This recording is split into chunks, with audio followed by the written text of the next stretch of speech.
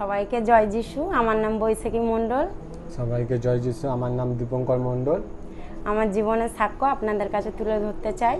প্রভু যিশু সত্যি এত মহান, এত পবিত্র প্রভু।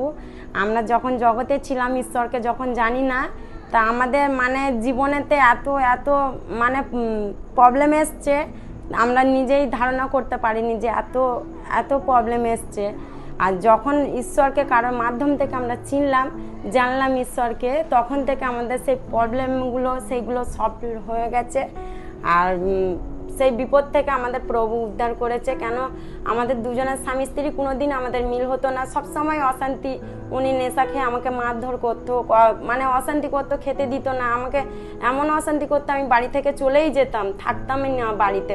হয়তো মাসে আমি 15 দিন হয়তো সংসারে আছি, 15 দিন হয়তো চলে যেতাম। এত আমাকে শাস্তি দিত, এত জ্বালাতো। আবার আমি আমাদের ঘরের মধ্যে সেলিং পাখা আছে, পাখায় তো হয়তো কালকের ও দড়ি দিতে যায়, আজকের আমি দিতে চাই। এমন শয়তানের কার্যকারী হতো আমাদের জীবনে। আর শয়তান আমাদের মৃত্যুর দিকে নিয়ে যাচ্ছিল।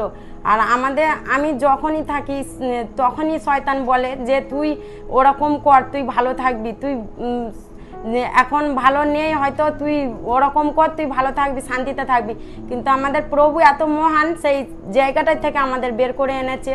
সত্যি এত জীবিত ঈশ্বর আমাদের জীবন দেয়, ছাড়া আমাদের জীবন নেয় না।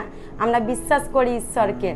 যখন আমরা ঈশ্বরকে ভুলে গেছিলাম, ঈশ্বরের কাছে যখন আসতাম না, শয়তানের সত্যি আমাদের ওপরে এত কার্যকারী হতো, আমরা ধারণা করতে পারি না যে সত্যি ঈশ্বরের কাছে আমরা যেতাম না বলে তাই শয়তানের কার্যকারী হয়। আর যখন ঈশ্বরের কাছে আবার আসলাম, সেই শয়তানের কোনো কর্তৃত্ব হয়নি। আর সত্যি প্রভু মহান, আমাদের জীবিত ঈশ্বর প্রভু।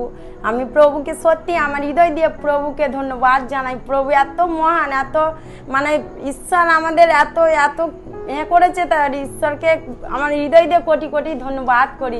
আর আমাদের ঈশ্বরের পথেতে থাকাটা খুব দরকার। যেমন আমরাও ঈশ্বরকে বিশ্বাস করেছি, ঈশ্বরকে চিনেছি, তোমরাও বিশ্বাস করো, তোমরাও পরিত্রাণ পাবে। সত্যি আমাদের জীবিত ঈশ্বর, আমরা যেমন পরিত্রাণ পেয়েছি তোমরাও পাবে, তোমরা বিশ্বাস করো।